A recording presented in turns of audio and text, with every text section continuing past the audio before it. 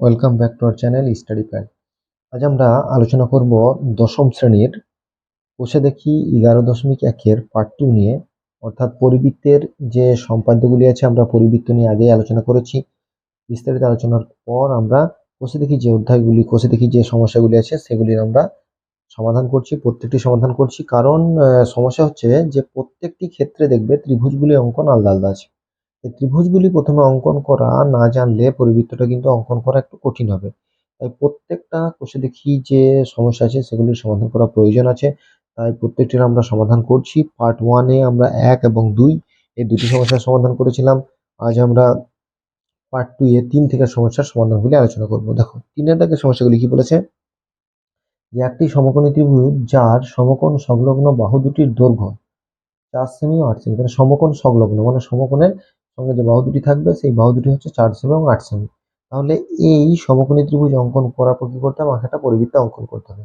পরিবৃত্ত অঙ্কন মানেই আমরা জানি যে ওই ত্রিভুজের বাহু দুটির সমদ্বিখণ্ডক করে যেখানে ওই বাহু দুটি পরস্পর ছেদ করবে সেখান থেকে ত্রিভুজের কৌণিক বিন্দুকে ব্যাসার্ধ ধরে একটা বৃত্ত অঙ্কন করতে হবে। এটাই আমরা শিখেছি। এর পূর্বেই আমরা দেখবে উপপাদ্য নিয়ে বিস্তারিত আলোচনা করেছি। এছাড়াও যে সম্পাদ্য, তারপর উপপাদ্য, জ্যামিতির যে অংশগুলি আছে প্রয়োগের, এছাড়াও বীজগণিত, পাটিগণিত, ত্রিকোণমিতি প্রত্যেকটা বিষয় এবং পরিমিতি নিয়েও আমরা বিস্তারিত আলোচনা করেছি। প্লেলিস্টের লিঙ্ক তোমরা ডিসক্রিপশনে পেয়ে যাবে, চাইলে সেখান থেকে যেটা তোমাদের প্রয়োজন হবে সেটা দেখতে পারবে। তাহলে প্রথমে আমরা কি করব, দুটি বাহুকে অঙ্কন করে নিই। ঠিক আছে, সমকোণী ত্রিভুজ, তাহলে একটা কোণ সমকোণ হবে, একটা সমকোণ এঁকে নেবো, তারপর আমরা পরিবৃত্তটা অঙ্কন করব। আমি কিন্তু এখানে প্রত্যেকটা পেনে অঙ্কনগুলো করছি, তোমরা কিন্তু অবশ্যই পেন্সিলে করবে, কারণ পেনে কিন্তু মাধ্যমিকের ক্ষেত্রে পেনে কিন্তু কোনো অঙ্কন করা যাবে না। তাহলে প্রথমেই হচ্ছে 4 সেমি, তাহলে 0 থেকে নিয়ে 4 পর্যন্ত। ঠিক আছে, এটা হলো 4 সেমি। আর 0 থেকে নিয়ে 8 পর্যন্ত, এটা হয়ে গেল 8 সেমি। ঠিক আছে, তাহলে 4 সেমি ও 8 সেমি দুটি আমি বাহু অঙ্কন করলাম। এটা হলো 4 সেমি, এটা হয়ে গেল 8 সেমি। এবার হচ্ছে সমকোণী ত্রিভুজ, তাহলে একটা কোণ সমকোণ হবে। তাহলে প্রথমেই আমরা যে কোনো একটা বাহু আমরা নিয়ে নিলাম। ঠিক আছে, যে কোনো বাহু নিয়ে আমরা কি করব, একটা 90 ডিগ্রি কোণ অঙ্কন করব। এই বৃত্তটার কিন্তু কোনো পরিবর্তন হবে না। ঠিক আছে, সরি, বৃত্তচাপের আমরা বৃত্তচাপ নিলাম। তারপর ওই মাপে আবার একটা বৃত্তচাপ, যেখানে ছেদ করলো সেখান থেকে একটা বৃত্তচাপ, আর যেখানে ছেদ করছি সেখানে উপরের দিকে একটা বৃত্তচাপ। তাহলে এর ফলে আমার কি হলো, একটা সমকোণী ত্রিভুজ, সমকোণ উৎপন্ন হলো।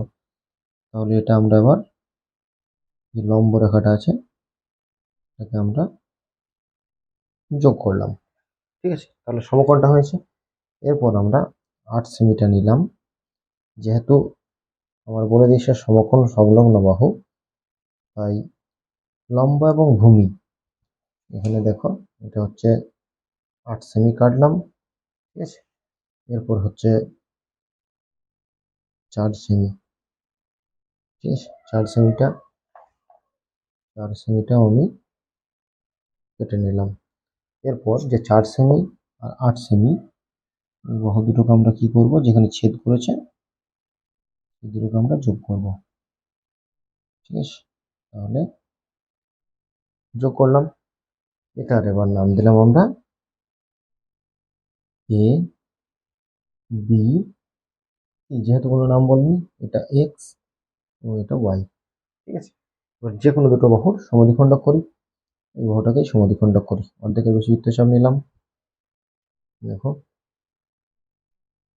ঠিক আছে, আবার এদিকের যে বিন্দুটা বসালাম। ঠিক আছে, এবার আমরা যে বৃত্তচাপ দুটো হলো সেই দুটোকে দেখো যোগ করব। যদি অসুবিধা হয় খাতাটাকে ঘুরিয়ে নিবে। ঠিক আছে, আমি এখানে অন্য কালিতে এগুলোকে যোগ করছি। ঠিক আছে, তোমরা পেন্সিলে করবে তখন পেন্সিলেই হবে পুরোটাই। ঠিক আছে, একটা বাহু হলো। এবার আমরা ভূমিটাকে সমদ্বিখণ্ডক করি। ওই বৃত্তচাপও নিতে পারি, বৃত্তচাপ আমরা কম বেশি করতে পারি। ঠিক আছে, দুটো বৃত্তচাপ দেখো নিয়ে নিয়েছি। আবার বি বিন্দু থেকে, যেহেতু ভূমিকে নিচ্ছি, বৃত্তচাপ দুটো বৃত্তচাপ। তাহলে এটাকে আমরা অন্য কালি দিয়ে সংযোগ করব। এখন এখানে আমরা সমদ্বিখণ্ডকটাকে যোগ করলাম। তাহলে দেখো এখানে সবসময় একটা জিনিস বুঝতে হবে যে সমকোণী ত্রিভুজ মানে যেটা অতিভুজ থাকবে তার মধ্যবিন্দুতেই কিন্তু সমদ্বিখণ্ডিত করবে, অর্থাৎ এই অতিভুজটাকে সমদ্বিখণ্ডক করবে এবং অতিভুজের ওপরেই কিন্তু বিন্দুটা হবে। এবার যদি আমরা এখানে যেহেতু এটা শীর্ষবিন্দুর সঙ্গেই আছে, তাহলে আমরা এখানে বি যে শীর্ষবিন্দুটা হলো সেটার সঙ্গে একটা যে ব্যাসার্ধটা সেটা আমরা ডটেড লাইন টেনে নিলাম। ঠিক আছে, যেখানে ছেদ করলো সেটার নাম আমরা দিয়ে দিলাম ও বিন্দু, এটার নাম দিলাম এম, এম এবং এন, এটা হচ্ছে পি, পি, এটার নাম দিলাম আমরা কিউ। ঠিক আছে, এবার আমরা এটাকে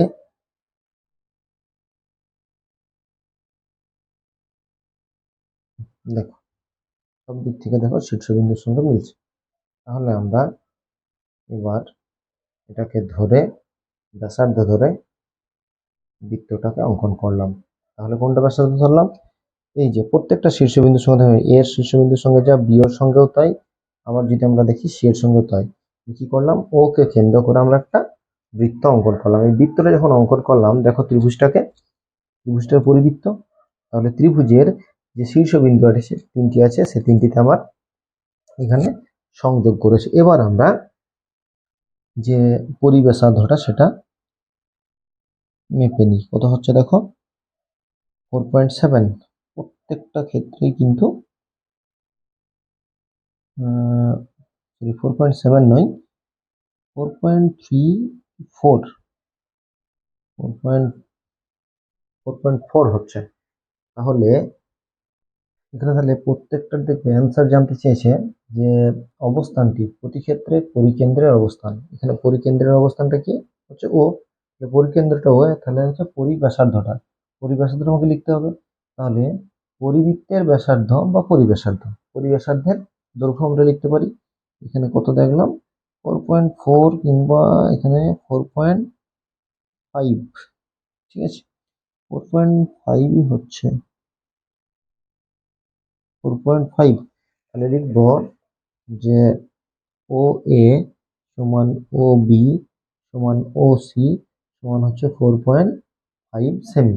তাহলে অ্যান্সারটা লিখবো যে অতএব এখানে আমরা লিখতে পারি যে এ বি সি ত্রিভুজের ও কেন্দ্রীয় বৃত্তটি এবিসি ত্রিভুজের পরিবৃত্ত। ও কেন্দ্রীয় বৃত্তটি এবিসি ত্রিভুজের পরিবৃত্ত। আর পরিব্যাসার্ধের দৈর্ঘ্য পরিব্যাসার্ধের দৈর্ঘ্য 4.5 সেমি। ঠিক আছে, এবার আমরা তারপরে অর্থাৎ 4-এর দিকের যে সমস্যাটা আছে সেটা দেখব। প্রত্যেকটার ক্ষেত্রে বারবার একটা কথা আমি বলছি যে পরিবৃত্ত অঙ্কন করার নিয়মটা একই, শুধুমাত্র আমরা পরিবৃত্ত অঙ্কন করার পর পরিবৃত্ত অঙ্কন করার আগে যে ত্রিভুজটা অঙ্কন করব সেক্ষেত্রে আলাদা আলাদা মাপ কিন্তু আমাদের আছে। এরপরের যে সমস্যাটা আছে 4-এরটা দেখো কি বলেছে। 4-এরটা বলা হয়েছে যে একটি সমকোণী ত্রিভুজ যার অতিভুজের দৈর্ঘ্য 12 সেমি, অপর একটি বাহুর দৈর্ঘ্য 5 সেমি। তাহলে এখানে সমকোণ সংলগ্ন বলেছিল, সমকোণ সংলগ্ন ওই জন্য 4 সেমি আর 8 সেমি করেছিলাম। এখানে বলতেছে অতিভুজটা 12 সেমি ও একটা যে কোনো বাহু, সমকোণ সংলগ্ন বাহু কত সেমি, সেটা হচ্ছে 5 সেমি। তাহলে প্রথমেই আমি 4, এই 4-এর দাগের সমস্যাটির প্রথমেই বাহু দুটিকে অঙ্কন করে নিই। একটা হচ্ছে 12 সেমি এবং একটা হচ্ছে 5 সেমি। তাহলে 0 থেকে আমাদের অঙ্কন করতে হয়, তাহলে 0 থেকে 5 সেমি হয়ে গেল। একটা হচ্ছে 0 থেকে 12, ঠিক আছে, এটা 12 সেমি হয়ে গেল। তাহলে এই দুটো আমরা লিখবো, একটা হচ্ছে 5 সেমি, একটা হচ্ছে 12 সেমি। এবার এখানে আমার কি করতে হবে, একটা সমকোণী ত্রিভুজ অঙ্কন করতে হবে। তাহলে সমকোণী ত্রিভুজ অঙ্কন করতে হলে প্রথমেই আমার যে কোনো একটা বাহু অঙ্কন করে নিলাম। ঠিক আছে, এই বাহুতে প্রথমেই 90 ডিগ্রি কোণ। সমকোণী মানেই একটা 90 ডিগ্রি কোণ তো লাগছেই। তাহলে একটা 90 ডিগ্রি কোণ আমরা অঙ্কন করে নিই। যদি তোমাদের খাতাগুলো এইভাবে করতে অসুবিধা হয়, খাতাটাকে ঘুরিয়ে নিতে পারো, ঠিক আছে, পরীক্ষার ক্ষেত্রে। আর কোনোভাবেই কিন্তু পেন ইউজ করা যাবে না, তোমাদেরকে পেন্সিল ইউজ করতে হবে, ঠিক আছে। এবং এই যে সমকোণটা অঙ্কন করছি তখন বৃত্তচাপগুলির মাপ কিন্তু একই হতে হবে। তাহলে এখানে আমরা যদি যোগ করি তাহলে একটা সমকোণ পেয়ে গেলাম, সমকোণ পেয়ে গেলাম। এবার সমকোণের যেটা 5 সেমি বাহু সেটাকে আমরা প্রথমে মাপলাম, ঠিক আছে। 5 সেমিটা সমকোণ সংলগ্ন যে কোনো একটা বাহু, 5 সেমিটাকে দেখো কেটে নিলাম। এরপর বলেছে অতিভুজটা কত, 12 সেমি। তাহলে 0 থেকে একদম 12 পর্যন্ত আমাদের মাপটা নিতে হবে। এই মাপটা নিতে কিন্তু ঠিক সাবধানে নিতে হবে, ঠিক আছে। দেখো 12 হয়েছে। এবার আমরা যেহেতু অতিভুজ বলে দিয়েছে, সেহেতু যে বিন্দুটা আমার অঙ্কন করা আছে সেখান থেকে নিয়ে, ঠিক আছে, এটা আমার কি পেলাম, এটা পেয়ে গেলাম অতিভুজ। অতিভুজটা কত সেমি, অতিভুজটা হচ্ছে 12 সেমি। তাহলে এটা আমরা জয়েন করব, দুটো বাহুকে আমরা বিন্দুকে আমরা জয়েন করবো, ঠিক আছে। তাহলে এটা কথা হয়ে গেল। যেহেতু কোনো নাম দেওয়া নেই আমরা নাম দিলাম এ বি সি বর্ধিতাংশ এক্স এবং ওয়াই। এবার আমরা কি করব, যে কোনো দুটি বাহুর সমদ্বিখণ্ড। তাহলে অতিভুজটা সমদ্বিখণ্ড করি। অর্ধেকের বেশি বৃত্তচাপ নিলাম, ঠিক আছে। অর্ধেকের বেশি বৃত্তচাপ নিয়ে দুদিকে বৃত্তচাপ অঙ্কন করলাম। যদি অসুবিধা হয় অবশ্যই বারবার বলছি তোমরা খাতাকে ঘুরিয়ে নেবে, ঠিক আছে।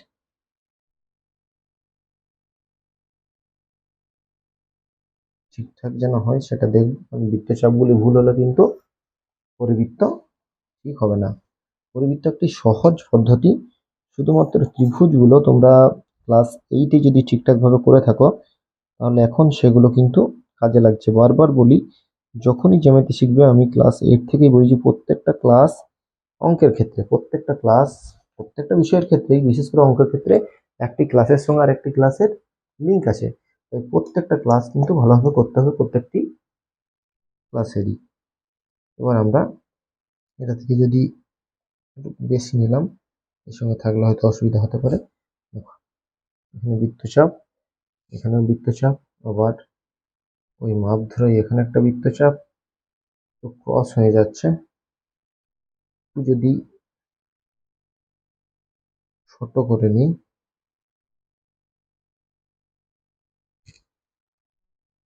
এই বৃত্তচাপটাকেই ধরি, ঠিক আছে। তাহলে দেখো এই বৃত্তচাপ দুটো, এই যে বৃত্তচাপ দুটো, দুটো লাল কালি দিয়ে দিচ্ছি, এদের কিন্তু বেশি হয়ে গেছিল, তার জন্য আমি ওটাকে বাদ দিলাম। তাহলে কোন দুটোকে যোগ করবো এবার, এই যে যোগ করব এখানে একটা বিন্দু, ঠিক আছে, এই বিন্দুর সঙ্গে এই বিন্দুটা, ঠিক আছে। এই বিন্দুটা আমরা দেখো এই বিন্দুটাকে যোগ করলাম। তাহলে দেখো যেটা বলেছিলাম যে যখন সমকোণী ত্রিভুজ থাকবে তখন অতিভুজের ওপর বিন্দু দুটির পরস্পরকে ছেদ করবে। তাহলে এটাকে যদি আমরা এবার একটা শীর্ষবিন্দুর সঙ্গে আমরা ডটেড লাইনে যোগ করব, দুটো শীর্ষবিন্দুর সঙ্গে যোগ আছেই, একটা শীর্ষবিন্দুর সঙ্গে ডটেড লাইনে যোগ করে নিই। এর যে পরিব্যাসার্ধ সেটা দেখো হবে 6 সেমি, ঠিক আছে। এর পরিব্যাসার্ধটা যদি দেখো, ঠিক আছে, 6 সেমি, এটাও হচ্ছে 6 সেমি, এটাও 6 সেমি হচ্ছে। একটুকু হয়তো কোথাও একটুকু গন্ডগোল হয়েছে, ঠিক আছে। যখন আমরা এগুলো টানছি তখন হয়তো, যেহেতু তোমাদের ক্লাসটা করাতে হচ্ছে তো ভিডিও করতে হচ্ছে, অতএব হাতটা যখন আমি উপরে ওঠাচ্ছি তোমাদের হয়তো বুঝতে অসুবিধা হচ্ছে। এইভাবে কিন্তু প্রত্যেকটা কথা হলো, যেহেতু অতিভুজটা 12 বল দিয়েছে তাহলে বুঝতে পারছি যে 6 সেমি। এখানে তাহলে পরস্পর কোন বিন্দুতে ছেদ করেছে, ও বিন্দুতে। এইভাবে আমরা নাম দেব পি, কিউ, এম এবং এন। ঠিক আছে। এবার এটাকে যদি আমরা যোগ করতাম, এটাকে আমরা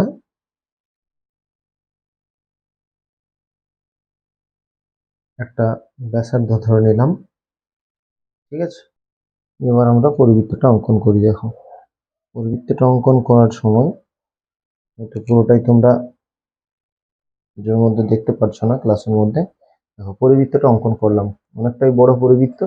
একটুকু বললাম এখানটা একটুকু দেখো ভুল হয়েছিল, তার জন্য এটা একটুকু ভিতরে চলে গেছে, বাকিটা কিন্তু পরিবৃত্তই হয়েছে।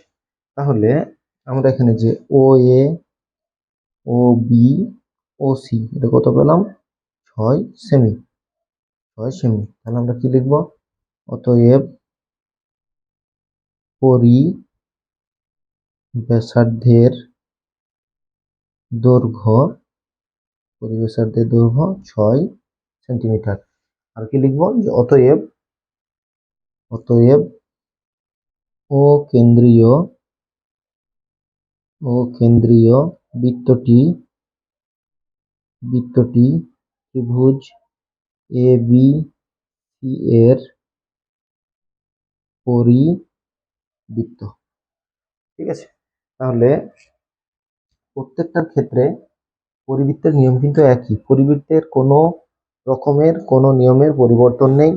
পরিবৃত্ত মানে হচ্ছে ত্রিভুজের যে কোনো দুটি বাহুকে সমদ্বিখণ্ডক করার পর সেই সমদ্বিখণ্ডক দুটি যেখানে পরস্পর ছেদ করছে সেখান থেকে শীর্ষবিন্দু, ত্রিভুজের যে শীর্ষবিন্দু সেগুলির মাপ নিয়ে আমরা ব্যাসার্ধ অঙ্কন করছি। এবং ব্যাসার্ধ অঙ্কন আমাদের যখনই হচ্ছে, তার মানে আমাদের সেখানটা ধরে আমরা কি করছি? একটা বৃত্ত অঙ্কন করছি। এটাই হচ্ছে পরিবৃত্ত। পরিবৃত্তের কনসেপ্টটা হচ্ছে ত্রিভুজের যে 3টি শীর্ষবিন্দু আছে, ওই বৃত্তের যে ব্যাসার্ধ, যে পরিধি, সেই ওই ত্রিভুজের 3টি শীর্ষবিন্দু দিয়ে যাচ্ছে। প্রত্যেকটা ক্ষেত্রে দেখো তাই। এ বি সি ত্রিভুজ, এখানে দেখো যখন আমরা বৃত্তটা অঙ্কন করেছি এ বি সি দিয়ে গেছে। আবার এখানেও তাই, এখানে হচ্ছে এ বি সি তিনটে হচ্ছে শীর্ষবিন্দু। যখন আমরা বৃত্তটাকে অঙ্কন করেছি তার মানেও কিন্তু ওই 3টি শীর্ষবিন্দু দিয়ে গেছে। তাহলে প্রত্যেকটা ক্ষেত্রে আমার পরিব্যাসার্ধ কিন্তু মিলে যাচ্ছে। ঠিক আছে, সরি, পরিবৃত্ত শীর্ষবিন্দুর সঙ্গে মিলে যাচ্ছে। তাহলে প্রত্যেকটা ক্ষেত্রেই তোমরা শুধুমাত্র ত্রিভুজটাকে আলাদাভাবে অঙ্কন করে পরিবৃত্তটাকে খুব সহজেই শিখতে পারো। এর পরবর্তীতে আমরা পরের যে আরো দুটি আছে, ওটা 1-এর দাগের 5 এবং 6, 2, 3 এরকম করে আরো 6টা, 6 আর 2 8, মানে 5 আর 2 7টা কোনো সমাধান তোমাদের করতে হবে। প্রত্যেকটি সমস্যার সমাধান আমরা করাবো। আমাদের চ্যানেলে নতুন হয়ে থাকলে চ্যানেলটিকে সাবস্ক্রাইব করো, আর ক্লাসগুলি যদি বুঝে থাকো অবশ্যই বন্ধুদের মধ্যে শেয়ার করো, যাতে তারাও এই জ্যামিতি সম্পর্কে সঠিক ধারণাটা পায়। আর মাধ্যমিকে একটা তো জ্যামিতি পড়ছেই, 5 নম্বরের একটা সম্পাদ্য পড়বে। 5 নম্বরের সম্পাদ্য কিন্তু তোমাদের অ্যাটেম্প করতেই হবে, 5 নম্বর ওখান থেকে পেতে হবে। তাই ভালো করে জ্যামিতিগুলি শেখো। বুঝতে অসুবিধা হলে অবশ্যই আমাদের কমেন্ট করে জানাও। আজ এই পর্যন্তই, পরবর্তী ক্লাসে আমরা খুব শীঘ্রই হাজির হব। ততক্ষণ পর্যন্ত সকলকেই ধন্যবাদ। সবার দিন শুভ হোক।